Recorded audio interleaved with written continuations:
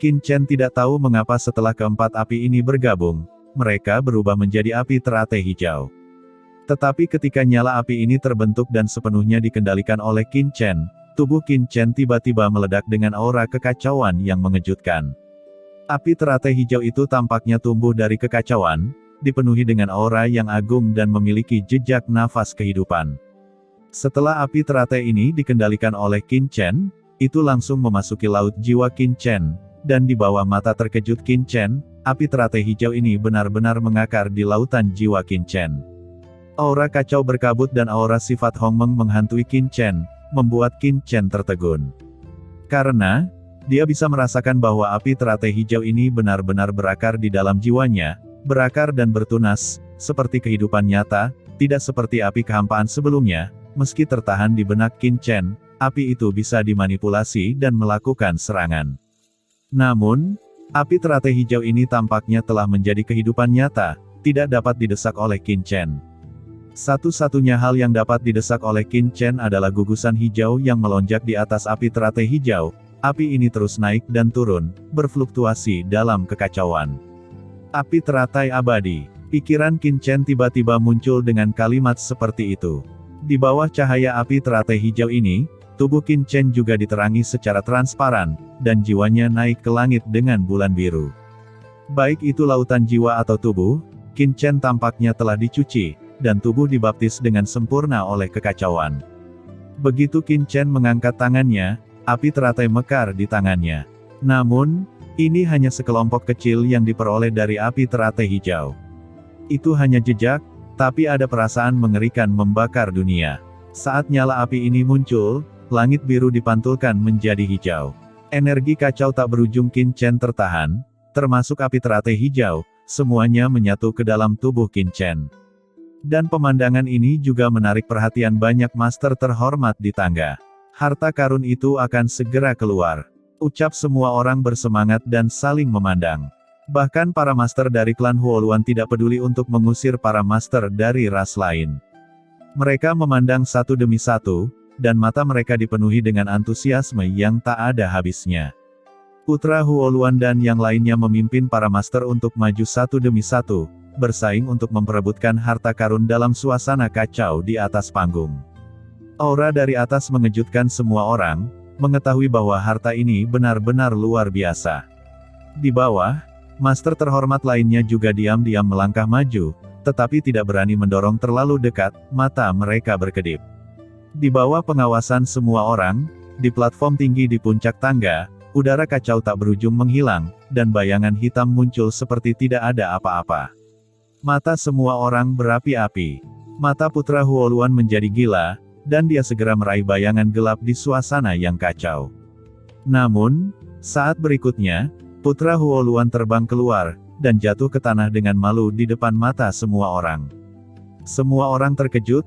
Putra Huoluan juga melihat aura kacau yang menghilang dengan takjub, dan ada sesosok yang perlahan muncul di sana.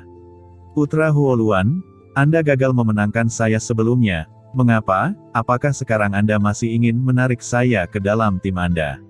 Saya tidak pandai dalam hal ini, saya menyarankan Anda untuk menjauh dari saya. Saat semua orang terkejut, sosok Qin Chen muncul dalam kekacauan dan berkata dengan malas. Semua orang tercengang dalam keheranan, dan dalam suasana kacau dari platform tinggi yang mereka pikir adalah harta karun, ternyata itu adalah bocah klan naga sejati. Kapan bocah ini muncul? Gumam semua orang. Menjadi gila, satu persatu terpana. Tiba-tiba, semua orang melihat ke platform tinggi. Pada saat ini, aura kacau menghilang.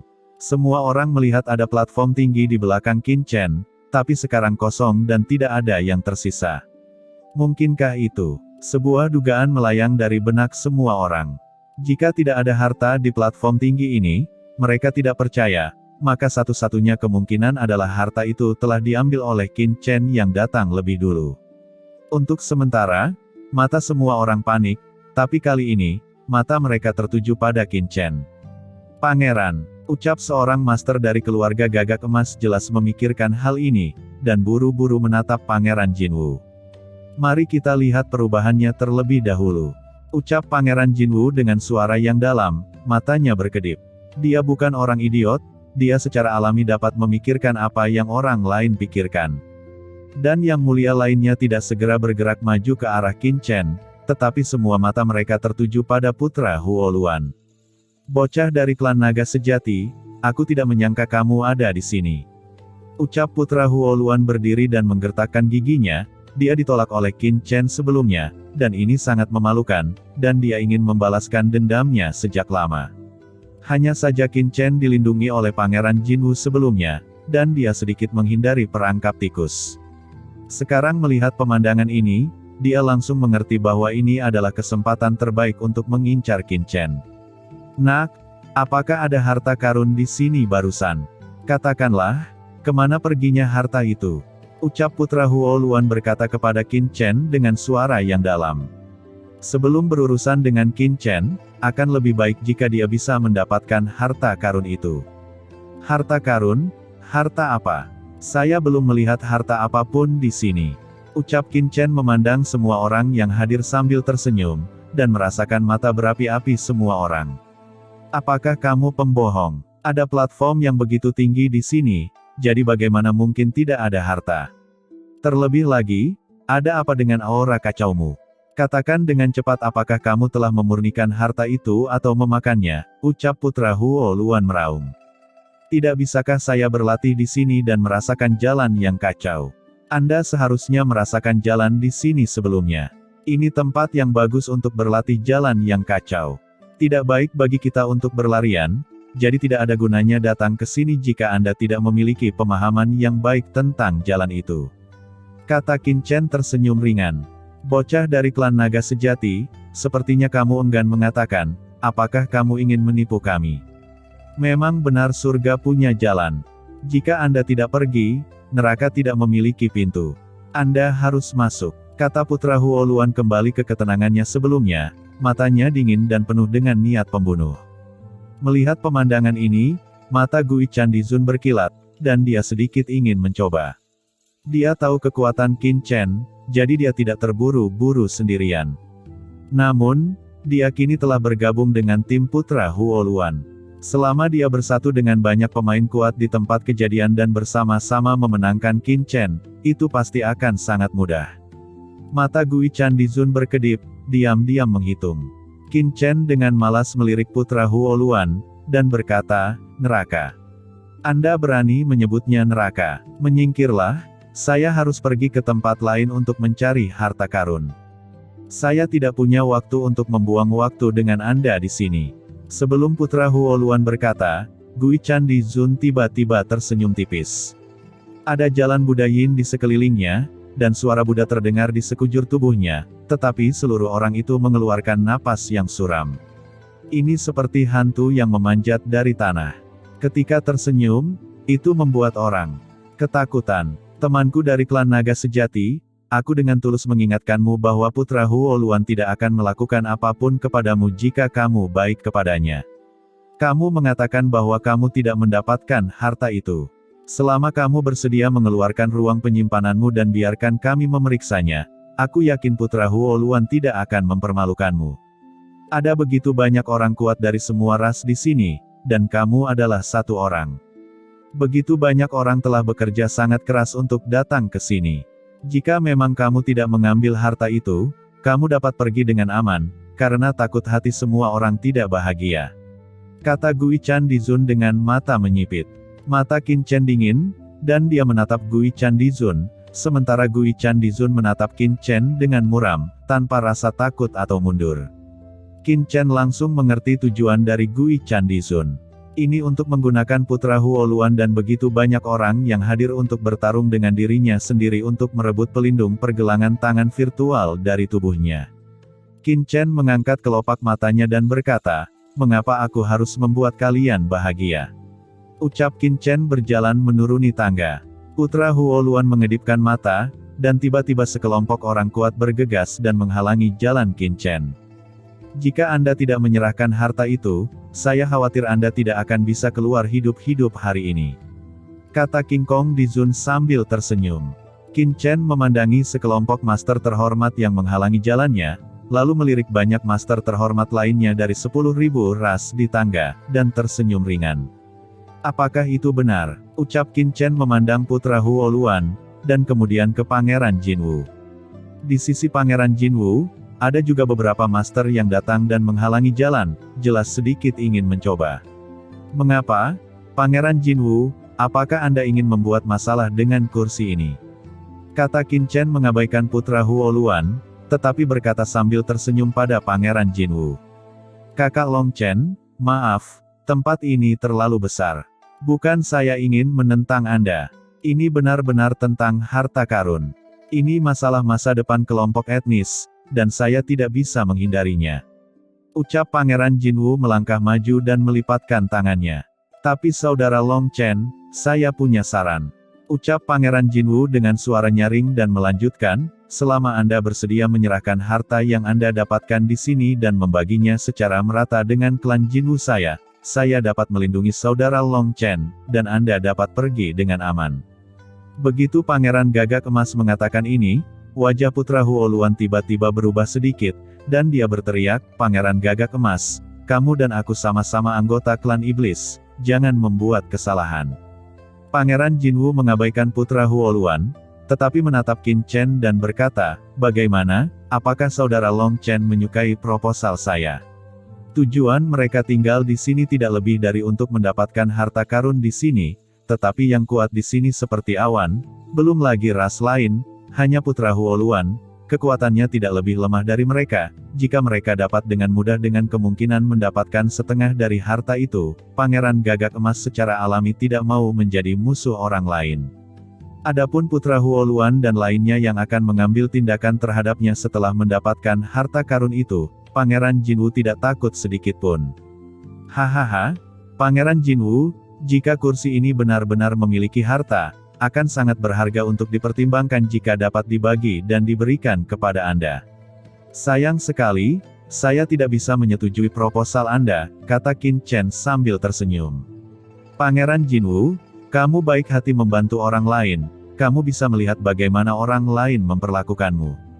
Ucap putra Huo Luan mencibir dan berkata lagi, aku khawatir dia sama sekali tidak memperhatikanmu. Lebih baik bergandengan tangan dan membunuhnya. Adapun kepemilikan harta itu, lebih baik membagikannya nanti, bagaimana? Pangeran Jinwu ditolak oleh Qin Chen, dan ekspresinya sedikit malu. Dia membual bahwa ketulusannya sudah cukup. Dia tidak berharap Qin Chen menelan harta itu sendirian. Maka dia tidak bisa menyalahkannya karena tidak adil. Baiklah, tangkap orang ini dulu, untuk harta karunnya, bagikan nanti. Ucap Pangeran Jinwu telah mengambil keputusan dengan sinar matahari yang membakar di matanya. Tidak ada keraguan bahwa Qin Chen telah didorong ke jalan buntu dan tidak ada cara untuk pergi. Namun, Qin Chen melirik orang-orang sambil tersenyum, dan perlahan berkata, aku sedang dalam suasana hati yang baik hari ini, tapi sayangnya beberapa orang tidak memiliki mata. Karena kalian sangat suka menemukan kematian, maka aku akan memenuhinya. Biarkan Huo Luan dari klan iblis ini memiliki satu ahli waris yang lebih sedikit. Ketika Qin Chen tiba-tiba mengucapkan kata-kata arogan dan sombong seperti itu, semua ras lain yang hadir tidak bisa tidak saling memandang, sementara penguasa klan Huo Luan menatapnya dengan tajam. Putra Huo Luan tertawa, terbahak-bahak, dan berkata, semuanya, lakukan dan bunuh dia.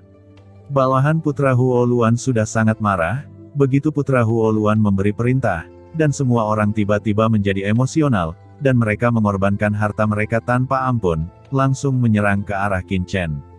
Mereka dengan senang hati memutilasi tubuh Qin Chen secara acak, atau bahkan meledakkannya menjadi saus daging. Mereka sangat menikmati sensasi pembantaian ini.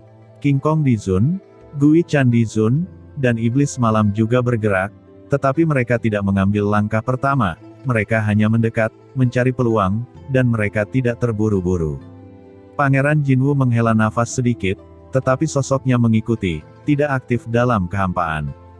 Dengan suara, zeng, Qin Chen menghunus pedang seorang terhormat di bawah tangga, memegang pedang di tangannya, dan cahaya pedang tiba-tiba membanjiri langit. Cahaya pedang yang mengerikan membanjiri langit dan bumi seperti lautan luas, dan sepertinya ada pilar batu yang menghubungkan langit. Dalam tubuh Qin Chen, aura naga sejati berdifusi, dan kekuatan naga perkasa itu sangat luas, dan gambar hantu besar naga sejati muncul di antara langit dan bumi. Naga sejati meraung, langit dan bumi runtuh, dan semuanya naik turun. Tubuh Qin Chen ditutupi dengan sisik dan cakar yang tajam. Dia memegang pedang tajam, mengangkatnya tinggi-tinggi, energi naga melonjak di atas pedang tajam, berubah menjadi sungai energi pedang, dan sungai energi pedang dengan cepat bergabung menjadi satu, berubah menjadi pedang besar yang menembus langit, menabrak banyak penguasa klan Huoluan di bawah.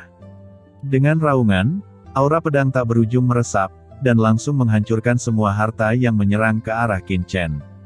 Cahaya pedang menembus kehampaan tak berujung secara langsung, dan langsung menembus banyak orang bijak yang bergerak.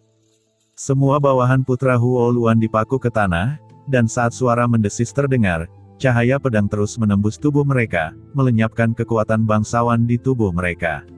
Aliran darah berceceran, langsung mengubah tempat ini menjadi neraka mayat, dan lautan darah.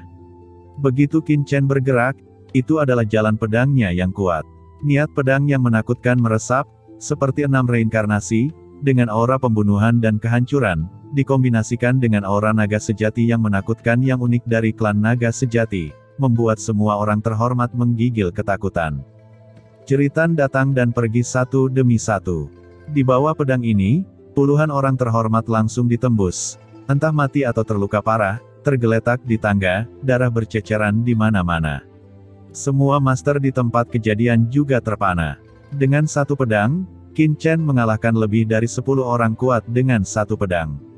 Kekuatan seperti itu menakutkan. Bunuh binatang kecil ini, ucap putra Huoluan ketika melihat ini, wajahnya menjadi sangat jelek. Banyak orang terhormat di tangga meraung, dan dengan raungan, puluhan ahli bergegas menuju Qin Chen. Banyak dari mereka adalah anggota klan lain yang berlindung pada putra Huoluan, karena ingin mendapatkan harta karun dan harus berusaha lebih keras untuk mendapatkan hadiah dari putra Huoluan. Di antara orang-orang kuat dari semua kelompok etnis ini, ada Master Dizun yang luar biasa. Dapat dikatakan bahwa langit runtuh ketika begitu banyak orang terbunuh.